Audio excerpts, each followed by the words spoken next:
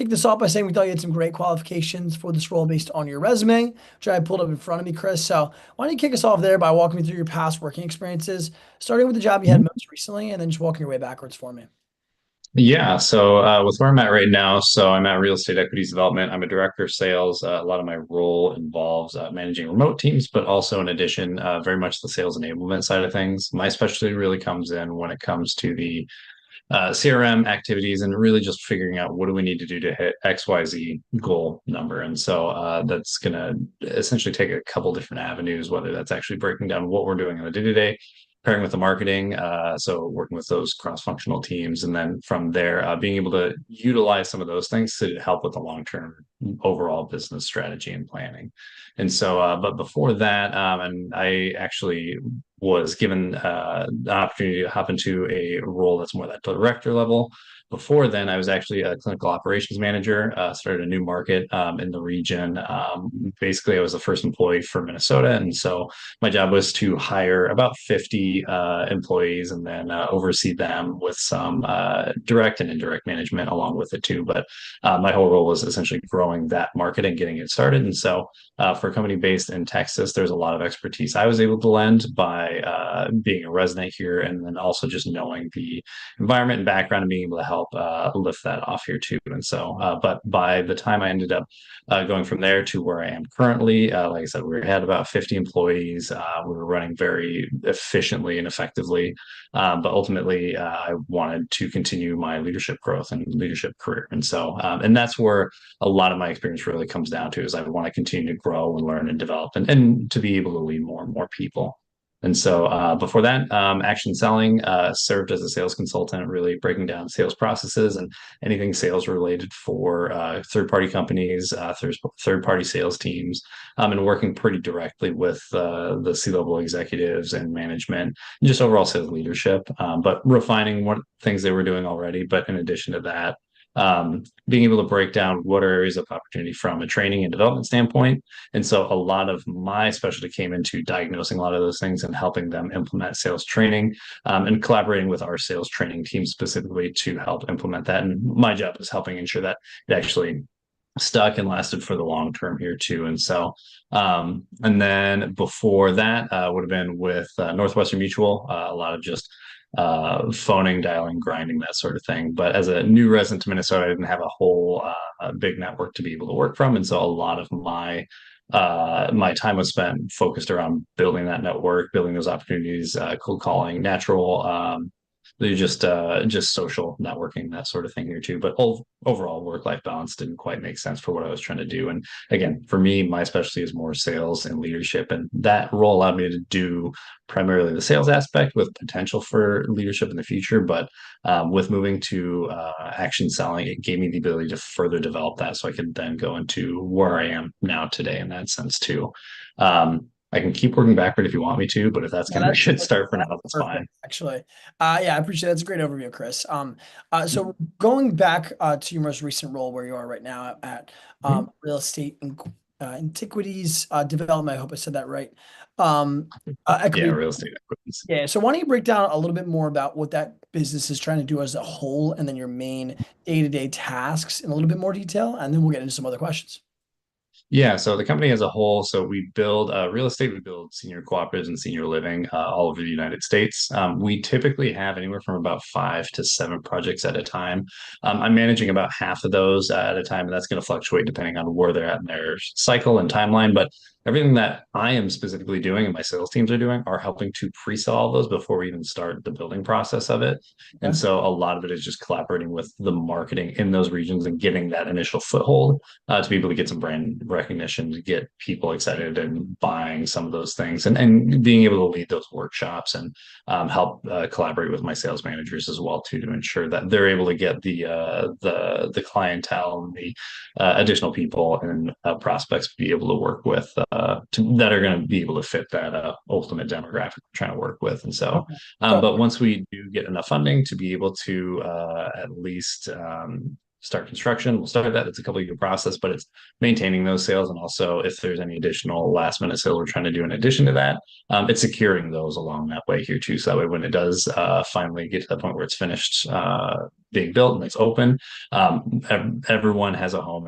Every single unit is all filled up, and we're moving on to the next one with that sales manager too. So it's a lot of that and a lot of that timeline balancing. But my day to day really evaluated, especially in the earlier phases with my projects, since they're both at those earlier phases, was getting them to the point where we secured enough funding to be able to do initial endorsement, working with the bank, and being able to get it to the point where we can start construction, which is typically for each project anywhere from about $7 to $10 million that we're ultimately trying to secure from initial pre-sales. And so it's a combination of those things. And then also I specifically spent a lot of time in our CRM since we're ultimately using it as a phone book, but there was a lot of opportunity for the actual analytical pieces. And so for me personally, I've spent a lot of time in our current CRM and developing that. And so I allowed and essentially built from the ground up all the processes that we need to be able to actually look at where have we seen from trends in the past, what are we looking at in the future, how do we want to plan this, how do we need to coordinate everything so that way when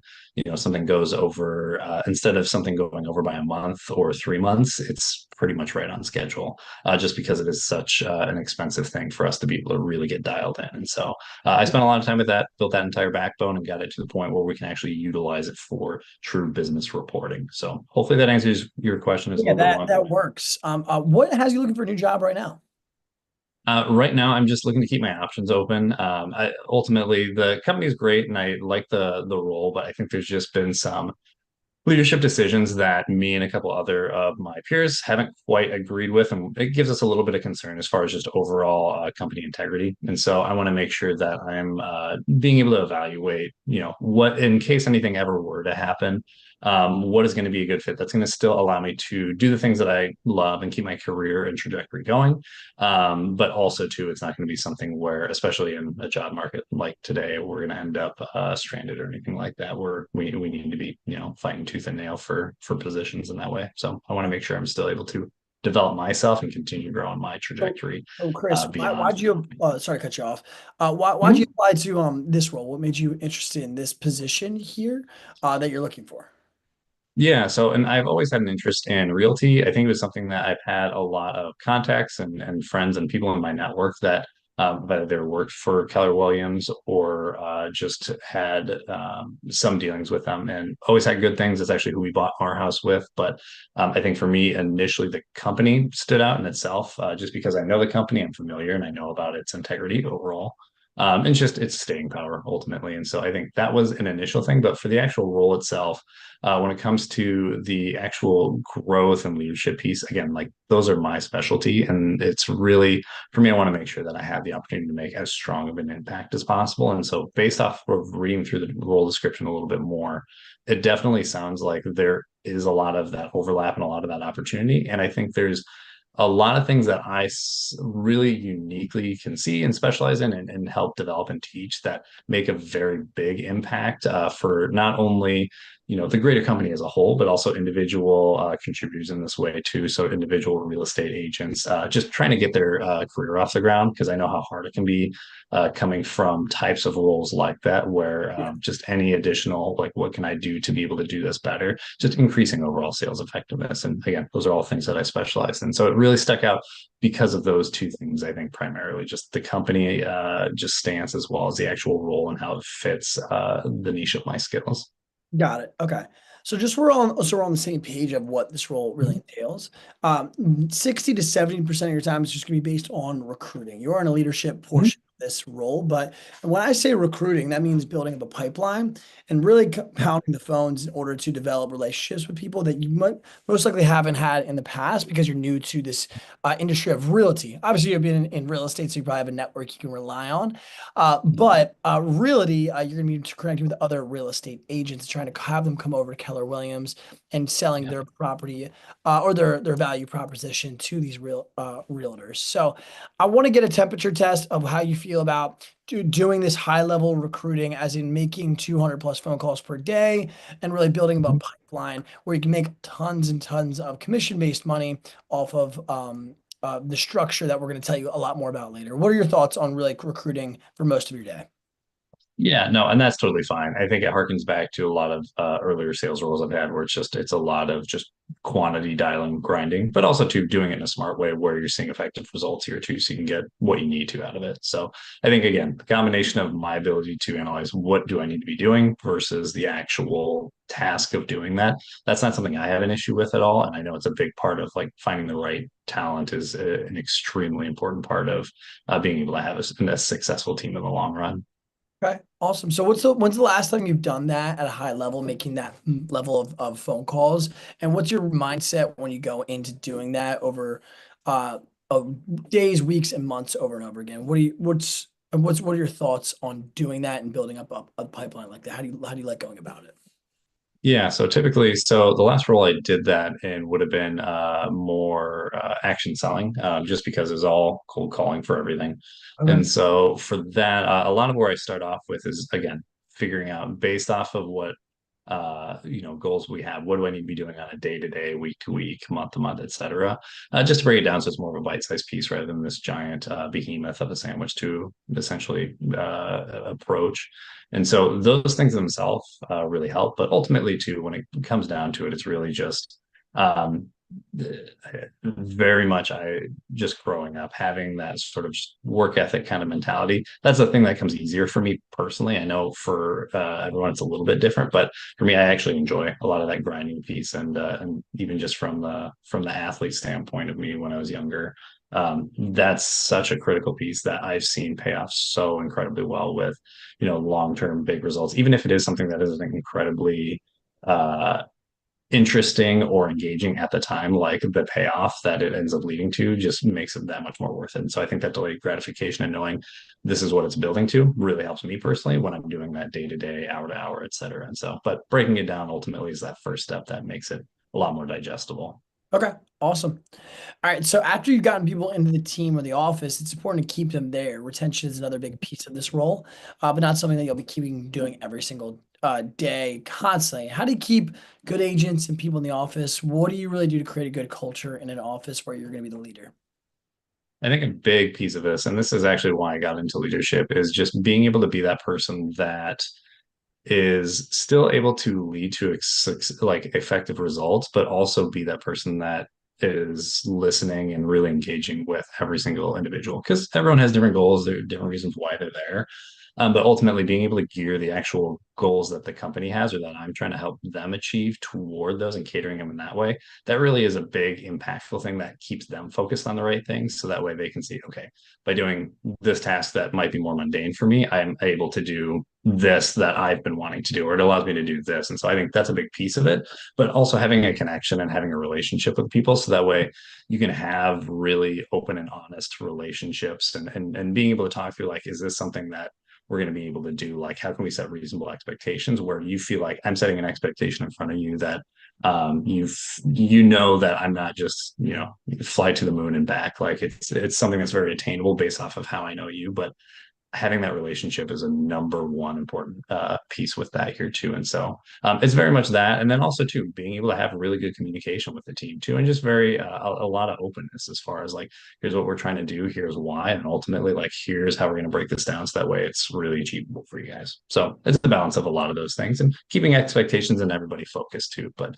coming from again a coaching background, like that's something that comes fairly easy for me personally. Okay, awesome. All right, so with that in mind, agents can have very strong personalities. You have the drivers, Mhm. people who are super competitive, and you have the social Mhm. butterflies, people that need to be kind of told, hey, you need to sit down and do your work here and prospect.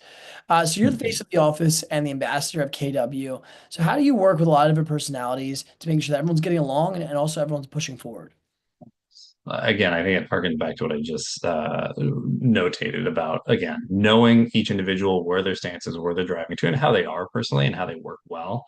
And then being able to help drive them in a way that's going to be centered around that. Because again, like one thing that's working really well for that driver, like is that competitive nature. And so being able to cater to that versus those people that maybe aren't as competitive, but really good when they are connecting on the phone or doing whatever it is they need to do to be successful, giving them those bones as well here too, so that way they're able to see that success in the same way.